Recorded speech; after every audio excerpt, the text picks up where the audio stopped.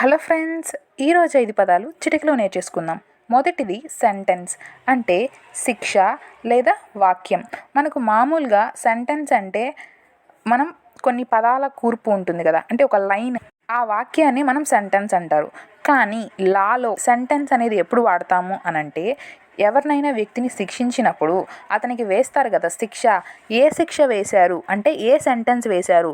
Death sentence ఇచ్చారా, imprisonment for life ఇచ్చారా, అంటే ఉరి శిక్ష వేశారా, లేదా జీవిత ఖైదు వేశారా, ఎలాంటి పనిష్మెంట్ అతనికి ఇచ్చారు అని చెప్పి అడగడానికి ఏ సెంటెన్స్ వేశారు అని అంటాం. సో ఇక్కడ సెంటెన్స్ అంటే ఏంటి? శిక్ష అని అర్థం. రెండవది స్టే ఆర్డర్ అంటే ఆపుదల, నిలిపేయడం అన్నమాట. ఫర్ ఎగ్జాంపుల్, మన ఇంటిని లేదా మన బిల్డింగ్, మన ప్రాపర్టీని వేరే వాళ్ళు అన్యాయంగా కూల్చేస్తున్నారు. సో అప్పుడు మనం ఏం చేస్తామంటే కోర్టులోకి వెళ్ళి దీన్ని ఆపండి, ఈ అక్రమంగా కూల్చేయడాన్ని ఆపండి అని చెప్పి స్టే ఆర్డర్ అనేది తెచ్చుకుంటాం. సో ఆ కూల్చడాన్ని ఆపివేయడానికి కోర్టు ఇచ్చే ఆర్డరే స్టే ఆర్డర్. ఆపేయండి, ఆ కూల్చడాన్ని ఆపేయండి అని చెప్పి కోర్టు ఇస్తుంది కదా, అదే స్టే ఆర్డర్. అర్థమైందా?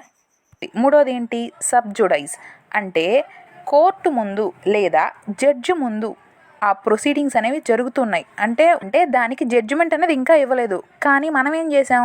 సేమ్ సూట్ వెళ్ళి ఇంకొక కోర్టులో వేసాం. సో ఆల్రెడీ మన సూటు పెండింగ్లో ఉంది కోర్టులో, మళ్ళా మనం సేమ్ దాని మీద సేమ్ పార్టీల పైన ఇంకొక కోర్టుకి వెళ్తే అది స్టే ఆఫ్ సూట్. ఇంతకుముందు చెప్పాను కదా స్టే ఆర్డర్ అని చెప్పి, ఇక్కడ స్టే ఆఫ్ సూట్. ఆల్రెడీ ఈ కేసు ఇక్కడ పెండింగ్లో ఉంది, నువ్వు తీసుకోవద్దు అని చెప్పి ఇంకొక కోర్టుకి ఈ కోర్టు చెప్తుందనమాట. సో దీన్ని రెస్ సబ్జుడైజ్ అని అంటారు. సో ఇక్కడ సబ్జుడైజ్ అంటే కోర్టు ముందు ఆ ఇష్యూ, ఆ మ్యాటర్ అనేది, కేసు అనేది పెండింగ్లో ఉంది అని అర్థం. నాలుగవది కన్సైజ్ అంటే సంక్షిప్తమైన లేదా క్లుప్తమైన.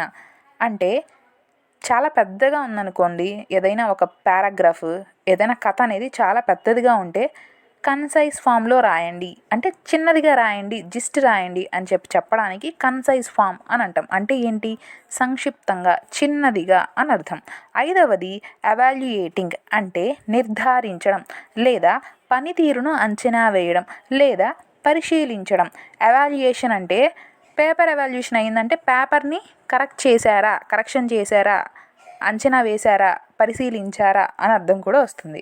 మీకు ఈ పదాలు నచ్చినట్లయితే లైక్ కొట్టి షేర్ చేసి సబ్స్క్రైబ్ కూడా చేసుకోండి. బాయ్.